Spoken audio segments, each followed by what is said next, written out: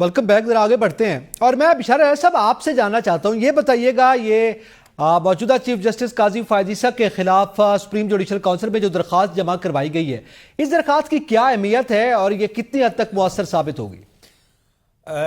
नक्की साहब, इस दरख्वास्त की क्या अहमियत है जी? सुप्रीम जुडिशल काउंसिल के चेयरमैन जनाब चीफ जस्टिस काजी फायद ईसा साहब खुद हैं, 25 को रिटायर हो रहे हैं, आज 17-18 हो गई है। क्या अहमियत है इसकी? कुछ भी नहीं है।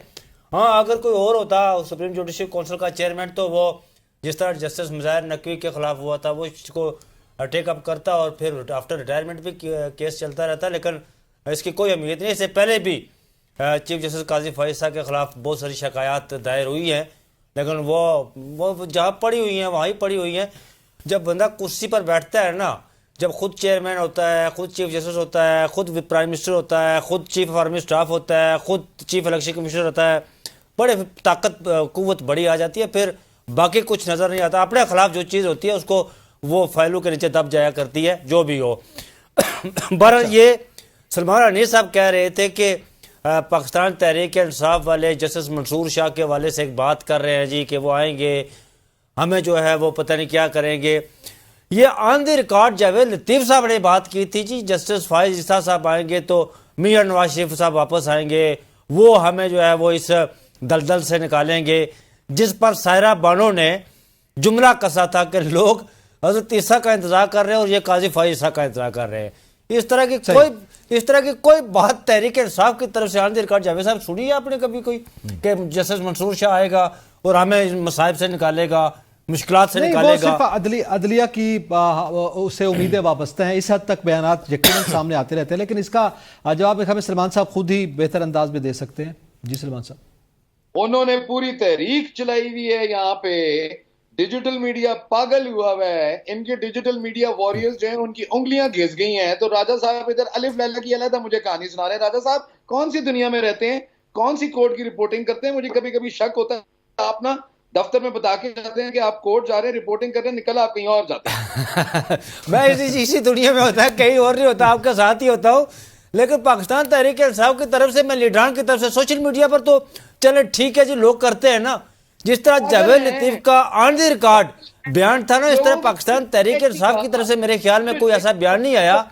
और उनकी लीडरशिप की तरफ से जावेद साहब आप तस्दीक कीजिए मेरी कि अगर शायद कोई बयान आया हो, लेकिन मेरी नजरों से नहीं गुजरा और ना मैंने सुना है।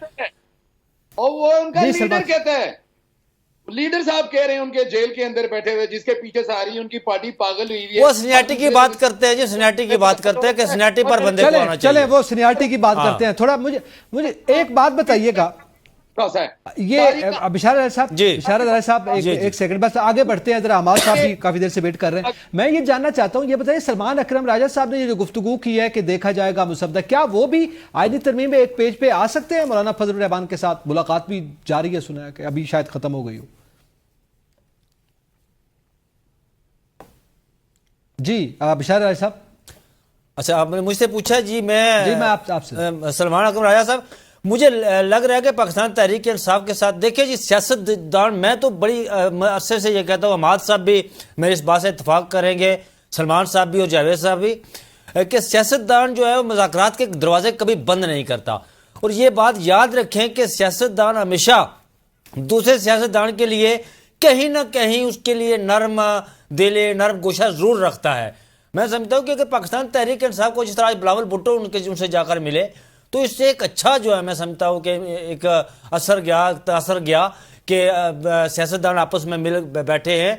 अगर सलमान राजा साहब या नून लीग उनके साथ बैठती है, बातचीत करती है, तो ये एक अच्छा है और होना चाहिए। मैं समझता हूँ कि बात जो है पाकिस्तान तहरीक, नकी साहब आपको याद होगा कि पाकिस्तान तहरीक इंसाफ का ये जो कंसेप्ट दिया था ना आईनी बेंच का, ये पाकिस्तान तहरीक इंसाफ मौलाना फजल रहमान साहब दोनों ने मिलकर दिया था। ये पहली चले वो फिर लंबी बात हो जाएगी, थोड़ा आगे बढ़ते हैं। यकीनन ये आईनी बेंच के हवाले से फिर उसकी जुजियात पे इख्तिलाफ है।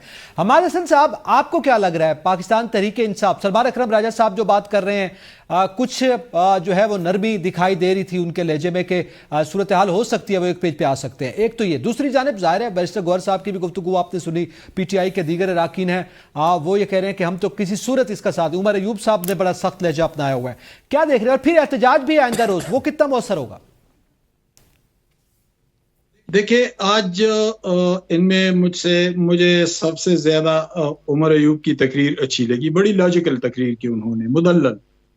उन्होंने कहा कि हमारे फलां फलां फलां एमएनएज, उनके रिश्तेदार, फलां फलां सेनेटर, ये लोग हमारे एमपीएज, ये गायब हैं, इन्हें उठा लिया गया, इनके रिश्तेदारों को उठा लिया गया। और ये उन्होंने पार्लियामान में कहा।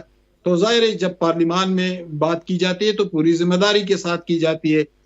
दूसरा नुक्ता उन्होंने ये उठाया कि सुप्रीम कोर्ट में 60,000 केसेस पेंडिंग हैं, लेकिन इन 60,000 केसेस में आईन के हवाले से केसेस टोटल 148 हैं, 148 हैं।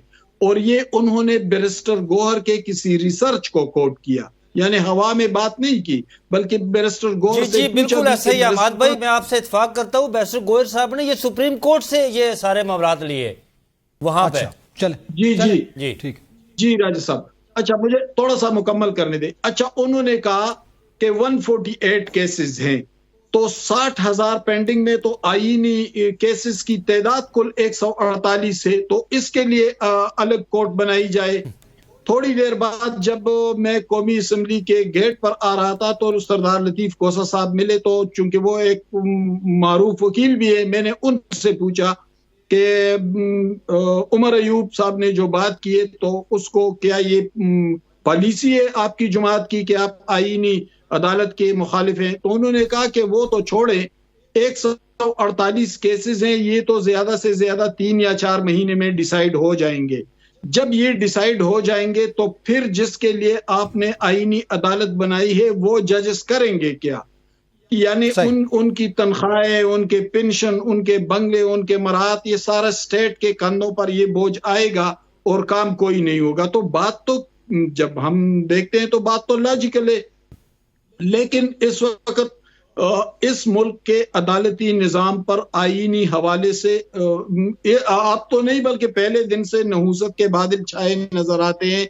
और पूरा फोकस जो है वो सिर्फ इस पर है कि जस्टिस फाइजी शाह ने ये किया और जस्टिस फाइजी शाह ने वो किया, फलाना जस्टिस मंसूर अली शाह के हवाले से फिर वही बात है पर्सनैलिटी के हवाले से नहीं हुआ। देखिए, आईन और दूसरे केसेस को अलग अलग देखना चाहिए। जाहिर है उसकी फिर इम्प्लीकेशन जो है वो कुछ अलग है। पर्सनैलिटी बेस्ड नहीं होना चाहिए। ये तो इब्तिदा में भी यही बातें होती रही कि किसी एक पर्सन स्पेसिफिक का जो है वो पॉलिसी या आइन साजी तो नहीं हो सकती। अच्छा, इसमें थोड़ा आगे बढ़ते हैं। अब मैं नेक्स्ट टॉपिक पे जावेद हुसैन साहब आपसे जानना चाहता हूँ।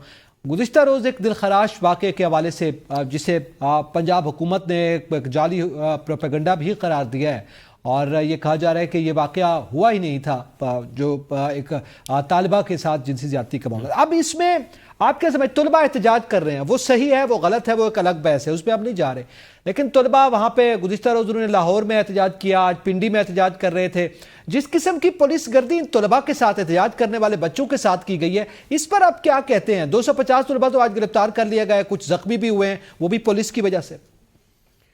एहतजाज ये बड़ा अफसोसनाक अमर है कि एक जानिब बहुत सारे केसेस ऐसे जो कि पेंडिंग चले जाते हैं, उनके फैसले नहीं हो पाते, और एक तरफ सीएम जो है वो एक प्रेस कॉन्फ्रेंस में बैठ के तमाम तर हकायक बयान कर देती हैं और फैसले को फ़ौरन सादर कर देती हैं कि एक झूठा और प्रोपेगेंडा था, और फिर उसके ताने बाने उसी तरह जोड़ दिए जाते हैं जैसे एक स्टोरी जो है वो बनाई जाती है कि इसके ताने बाने जो रियासती दहशतगर्दी है वो भारत से की जाती है। इसी तरह से उसको फौरी तौर पर पाकिस्तान तहरीक इंसाफ जो कि एक डस्टबिन बन चुकी है कि तमाम जो गंदगी है अब उसमें जितनी डालती जाएं वो गंदगी ही कहलाएगी, उसमें डालते चले जाएं, उसको लिंक कर दिया उसके साथ।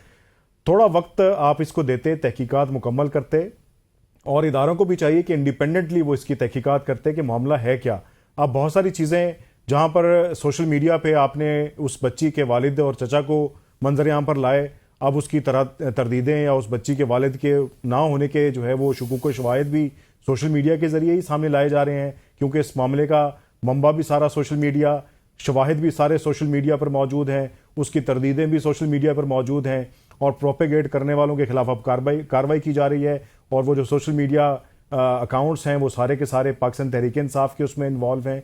यानी कि फौरी तौर पर जो है वो तमाम तर चीज़ों का फैसला करके उसको फिक्स कर दिया गया, और उसके बाद जो सही। एक मसला बपा था, पूरे मसला ये तहरीक जो चल रही थी, उसको किसी वाइजनेस के जरिए, किसी अक्लमंदी के जरिए उसको थोड़ा काम डाउन किया जाता, उस सारी सूरत हाल को टेकअप करने के बाद करते तो जाहिर है फिर मामले को उसके ऊपर एक क्रैकडाउन शुरू कर दिया। और इस वक्त जो पुलिस कर रही है, जो आपने जिक्र किया है, वो दिखाई ऐसे दे रहा है कि वो तलबा नहीं है, वो पाकिस्तान तहरीक इंसाफ के कारकुन हैं जिनके ऊपर क्रैकडाउन किया जा रहा है, क्रैकडाउन किया जा रहा है। अच्छा, क्रैकडाउन है जो कि उनके ऊपर किया जाता है। तो ये बड़ा अफसोसनाक अमर है कि बजाय इसके कि मामले की मजीद तहकीकात की जाती और उल्टा क्रैकडाउन किया जाता है एहतजाज करने वालों का। अच्छा, उनको एतमाद में लिया जाता ना। सलमान, आप क्या समझते हैं? एक तो ये मामला है कि जाहिर है वाकये के बारे से हम नहीं बात कर रहे, वो कह रहे हैं अथेंटिक नहीं है कहां से शुरू हुआ कैसे। सवाल ये है कि एक तो तलबा के एहतजाज के साथ पुलिस गर्दी, और इसके साथ साथ ये मामला भी देखने में आ रहा है ना कि जो